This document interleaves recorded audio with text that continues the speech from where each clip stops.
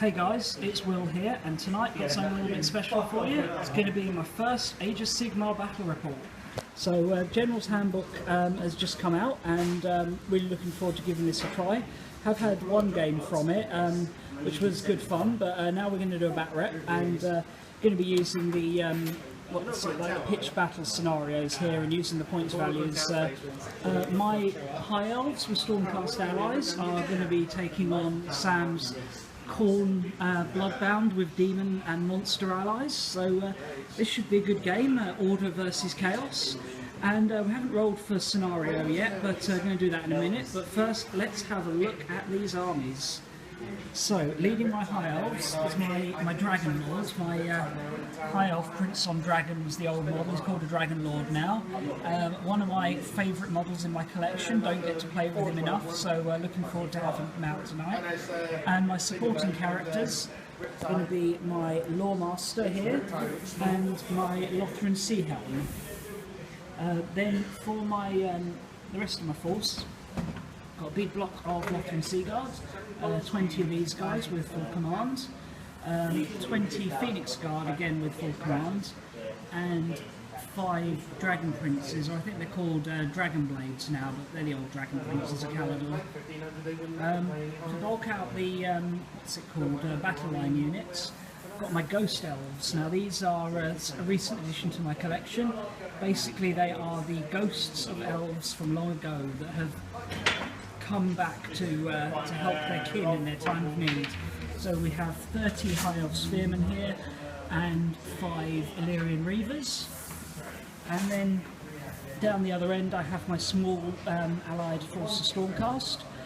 Basically it's all the Stormcaste I have painted. These guys will be gradually becoming a bigger part of this army. But basically I've got 5 Liberators and 3 Prosecutors. And so that is 2,000 points of the Forces of Order. And here's some of my Khorn forces. So, it's quite hero heavy, so we'll start with them. I have a Mighty Lord of Khorn, a Slaughter Priest, the Blood Secretor, Blood Stoker, and a Demon Prince in my heroes. You can see I've got a Skull Cannon, the Khorgraf, 5 Blood Warriors, the Chimera, which is a model I've never actually used, so looking forward to playing with him. 3 Blood Crushers, a unit of 10 Flesh Hounds, and then moving over, I've got 20 Blood Reavers, 10 Bloodletters, and 20 Bloodletters. I say, I'm planning to do the Bloodbound, the Mortal Khorn stuff, so yeah, this army will soon be less demons, more mortals, so should be good, but on with the game. That's right. Okay, so the armies have deployed on this suitably fantasy-esque board here at 40k Gaming. The mission we've rolled up is Escalation, which is the third one in the like pitched battle missions. So deployment is diagonal, much the same as a 40k Vanguard strike, and the objectives are set up along the middle. So we've got one in the woods there, just behind the woods, one bang smack in the centre, and one down here. And as you can see, there's not too much on the table yet, especially on the Chaos side. Basically we get about a third of our army rounded up on the first turn, another third rounded up come on the second turn, and whatever's left coming in on the third turn. Points wise, each objective is worth 1 point for holding it at the end of each battle round, and it's whoever gets the most points. So it's escalating points, you score them throughout the game rather than all just grab at them at the end. And yeah, Sam won the roll-off to deploy his army first, but as he had more models, I actually finished deploying first, which gives me the choice whether I want to go first or second. And I think in this instance, I would actually quite like to go second. So I'm going to let Sam have first turn. Deployment-wise, we've got unit of Bloodletters over here, Skull Cannon in the middle, 2 of his heroes, the Blood Stoker and the Blood Secretor, and then a small unit of Blood Warriors.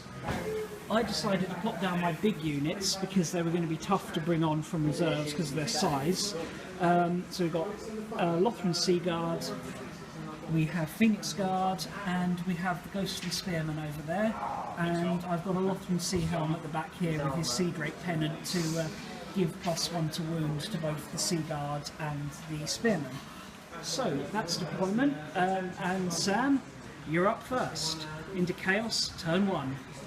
So, the first Chaos turn, and basically they did what you'd expect Khorn forces to do, and basically surge forward. The Bloodstoker whipped the Blood Warriors, who then only managed a 2 for their run, but at least that gave them a 5-inch run plus their 4-inch move? 5-inch move. 5-inch move, so they went up 10 inches, getting closer to this objective. The heroes moved on behind them. These Bloodletters are kind of skulking on the flank, but they did try to run, they just rolled a 1. Sans had a lot of bad dice this turn. His only shooting came from the Skull Cannon, moved up and shot at the Sea Guard. Needed a 2+ to hit, gets +1 to hit for more than 10 models in the unit, and he rolled a 1. So no harm done, the elves are alright, and now this mighty host is about to move forward as we go into the first High Elf turn. So the elves advanced up as well. Sea Guards only went a short distance because they wanted to shoot, and then realised I only actually have 3 models in range to shoot at the Skull Cannon, and all 3 of them missed. So good work there, lads. Shooting is clearly not the order of the day today. Both my main melee units, though, the Phoenix Guard and the Spearman, both managed to roll 6s for their runs, so they're right up there in the Chaos face now. No scoring this turn because scoring doesn't kick in till turn 2, but we're already closing in on the objective. Let's see now as we go into turn 2 who's going to start scoring these points, and we're going to need to roll for priority here, aren't we? So elves get priority. Here we go. High Elf turn 2.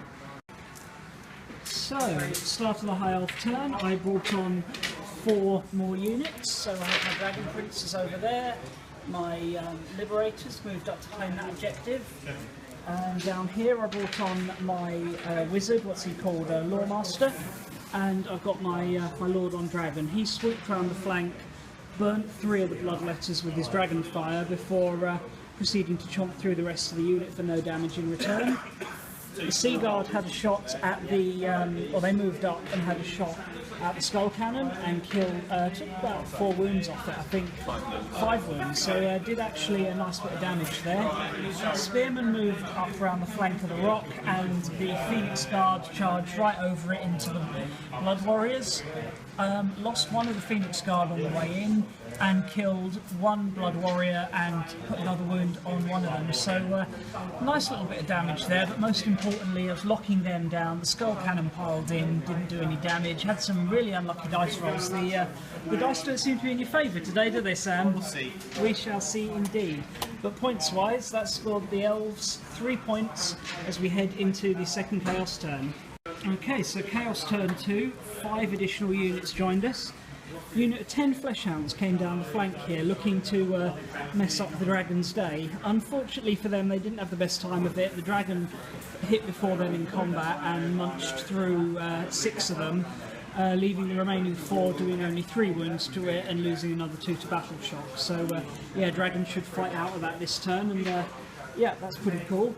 More significantly, he brought on a Khornate, a unit of Blood Reavers, a unit of Skull Crushers, Blood Crushers, and also his Slaughter Priest. The Slaughter Priest tried to prey to Khorn and was rewarded with D3 mortal wounds on himself. Yeah, bad times there, rolled a 1, but then at least he rolled a 1 for his mortal wounds, so only took 1 of them. The Skull Cannon tried again to shoot, this time at the... what did he shoot at? Oh yeah, the Banner Bearer up on the hill here, but rolled another 1 to hit. That Skull Crusher is not having a good day. It then failed to do anything to the Phoenix Guard in combat. But the Skull Blood Crushers and the Blood Warriors killed 4 more or 5 of the Phoenix Guard, although he did lose another wound on the cannon and a couple of Blood Warriors. So yeah, a bit of a grind in the centre there. The Blood Reavers, however, with the banner, the Bloodsecrator popping his banner down, they had 3 attacks each, re-rolling 1s to hit, re-rolling 1s to wound. Absolutely slaughtered the Spearman, 15 kills and another 9 dead for battle for only 4 in return. They are a nasty unit when that banner gets up, so well done to Sam there. And the Khornate charged into the Dragon Knights over there did 1 wound for a couple in return. The horses ended up doing more than the actual riders did, as is often the way with cavalry, I find. So yeah, very destructive turn for the demons, but not really got to any points. So it's still 3-0 to the elves as we roll off for priority for battle round 3. And it's the elves again. One. So many ones. It's getting annoying. Oh well, here we go. Elf turn 3. My last reserve's coming on. So, 3rd high elf turn. Looking to nab me some more points here. So I brought up the Reavers to get a shot at the what was this thing here? The Skull Cannon, and wiped that out with my Reavers. And also brought on my Prosecutors to throw some hammers and kill a couple of the Blood Reavers. Other than that, most of my units were either already engaged in combat or stayed still to stay out of range and just do some shooting. The Liberators did move up a little bit through the woods, hoping to charge the Blood Reavers, but we failed the charge and the Reavers proceeded to absolutely massacre the Spearmen. There are no Spearmen left here. Over here, the dragon in the shooting phase burnt the last 2 of the flesh hounds, so that's them dealt with, and the dragon freed up for next turn. And over there, the Khornate killed one of the knights to generate a wound back, but they put 3 wounds on him, so he's got just 3 wounds left. And yeah, other than that, the big grind in the centre, the Phoenix Guard, proved incredibly resilient. I'd had my Lawmaster down here, put Mystic Shield on them, so they were at 3+, 4+, and yeah, they weren't going anywhere. Did lose 3 to the combined attacks of the Bloodstoker, the Blood Warriors, and the Blood Crushers, Skull Crushers, whatever they are. But the end result was they cast their battle shot and then killed a couple of Blood Warriors and a Skull Crusher in return. So on the whole, pretty good turn for the elves, and points-wise, very good, because I'm still holding that one over by the woods, that one in the centre, but only just. I think my phoenixes could be being overwhelmed very soon, and the dragon's holding this one. So that's another 3 points to the elves, as we head into the 3rd chaos turn. So, Sam brings on 2 more units at the start of the 3rd Demon Chaos turn. Demon Prince, his Chimera, and the Mighty Lord of Khorn, and this big unit of Bloodletters, so 4 units coming on to join the fray. Meanwhile, the Bloodstoker whipped the Blood Reavers to get them in and basically wiped out the Knights over there. Yeah, didn't quite kill the last guy even with the Khornate. Now over here, the Demon Prince was horribly unlucky. He got to within 4 inches of the dragon and then rolled a 3 for his charge. So bad luck there, mate. Looks like he won't be joining the charge. And the Chimera also failed its slightly more long bomb charge into these Illyrian Reavers.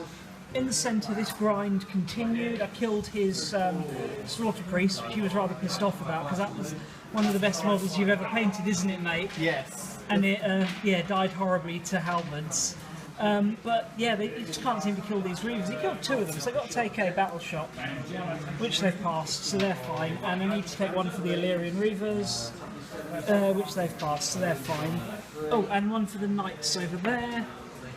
They have actually failed that, so he runs off. So that unit is wiped out. But Sam's decided to call it there because he's 6-0 down at this point, with most of his charges failing. Dice really just weren't in your favour tonight, were they, mate? That was horrendous dice, to be honest. So, Yeah. yeah, it just wasn't picking up either. Yeah, no, it's sometimes the way it goes, but yeah, thanks a lot for a good game, and join us in a minute for the post-game. So, a victory for the Forces of Order. Yeah, sorry we had to call that a little bit earlier than we would have liked. It was sort of a combination of factors. Sam felt he was very much getting hammered in that game. He was 6-0 down and his dice had turned against him. Coupled with the fact that we were both a bit knackered and it was over 30 degrees in that room. We're having a bit of a heat wave, and 30 degrees for those of you who use Fahrenheit is the high 80s, so yeah, we were getting a bit sweaty there. So yeah, we decided to end it when we did, but actually having looked back over the footage, I think there was a chance for Chaos to come back. It wasn't as all over as we felt it might have been at the time. Basically, if Sam had got priority next turn, which, 50-50 chance, and he was due some luck, his dice had been absolutely shocking all game. And he could have then had the Bloodletters get to the centre objective and finally cut through the last of the Phoenix Guard, who, by the way, were having a great game. The Blood Reavers were looking like they were going to overwhelm that one flank with the Khornate backing them up. Would have probably taken down the Liberators next turn. And then if the Demon Prince and the Chimera had got their act together and actually managed to pull off a combined charge on the dragon, then that could have given me some serious trouble there. And there was a chance he could pull it back. And that's the thing with Age of Sigmar is I've heard a lot of people say they don't like the turn priority, the way it's random every turn, but it does potentially give a player who's losing a chance to come back from a bad situation by giving them 2 turns in a row. Now, it's not, jury's still out on whether we're going to use that all the time. I know some players are just sort of house ruling it, that they'll just play I go, you go, I go, you go, I go, you go. And the General's Handbook does actually support the use of house rules. There's a particular passage in there that basically says if you and your opponent agree, it's quite common to house rule stuff. So yeah, feel free, go ahead. We may see how that goes. But certainly there are things to be said for the turn priority rules as they are. Now a couple of other observations I sort of pulled out from that game, being as it's the first batrep on the channel and one of the first games I've played with the General's Handbook. Firstly, the being able to charge the turn that you come on from reserve is very powerful and has the potential to catch people out. Now, that was a particular thing of this scenario where you had reserves and they could come on anywhere on one of your table edges as long as it was not within 12 inches of opponent. So for faster units they were potentially able to get very close and then pull off a charge straight off the reserve, which I think caught both of us out at times when we had units that we thought were pretty safe and were then charged. Thinking particularly of his Bloodletters on my second turn when the dragon came in and just chomped them all in one round. So yeah, an interesting feature of that scenario. Not sure how I feel about it. It worked in my favour, but then getting charged off the outflank or the deep strike in 40k can always be really frustrating, and they stopped it because it unbalanced the game in 40k. So we shall see. I guess it would apply to units being summoned as well. They'd be able to charge the turn they arrive, so could be potentially very strong. The other thing was really about how the old models versus the new models played. My army consisted almost exclusively of old legacy models that have been transferred into Age of Sigmar, whereas Sam had a lot more and got a lot more use out of his newer units, things like the Blood Reavers and the Blood Warriors and the Khornate. And one thing I sort of noted is, while in terms of the power they seem to balance quite well, the newer units seemed to be a bit more interesting. Take for example of an old unit, my Phoenix Guard, sort of just sat in the centre, just kept passing save after save. They were effective, absolutely, but they were a little bit kind of lacking in anything that made them exciting to use, whereas the Blood Warriors perhaps could have done with some more numbers to make that a more balanced fight in the centre there, but they had interesting rules. They've got the thing where if they pass a save, then on a 6 they do a mortal wound back, and the Blood Reavers get that benefit from the totem nearby, and just stuff like that.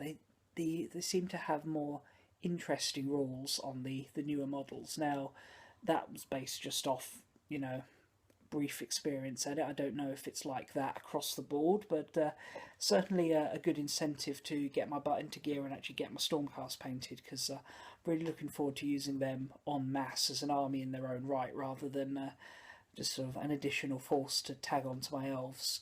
So anyway, I think that's all for tonight. Thanks a lot for watching. Let me know what you thought of this in the comments. Hoping to do a few more of these, hopefully play them out to the end, maybe even try some more narrative type missions somewhere along the line. I know I keep saying I'm going to do that and it never really happens, but you know, I like to have lots of plans, and then even if only half of them come off, then I've still got a lot done. So yeah, anyway, thanks a lot for watching, and I'll see you guys again soon. Bye.